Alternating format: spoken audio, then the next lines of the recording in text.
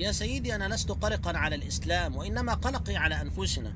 الله عز وجل وعد بنصرة الإسلام رغم كيد الكائدين. قال في سورة التوبة: يريدون أن يطفئوا نور الله بأفواههم ويأبى الله إلا أن يتم نوره.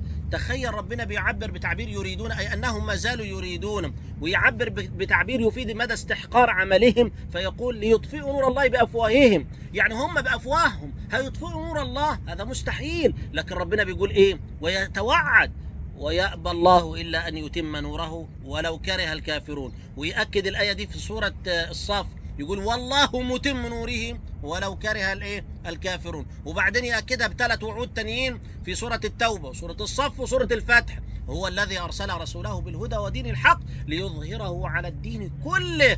يعني سيظهر الدين الإسلامي فوق كل دين، سواء دين بقى سماوي سابق أو دين وضعي أو سميها زي ما تسميه، المهم ليظهره على الدين كله ولو كره المشركون. أنا قلقي وخوفي على أنفسنا. نحن لابد أن نقدم لديننا، لأن الله قال: وإن تتولوا يستبدل قوما غيركم ثم لا يكونوا أمثالكم. إحنا الخسرانين، الدين قائم.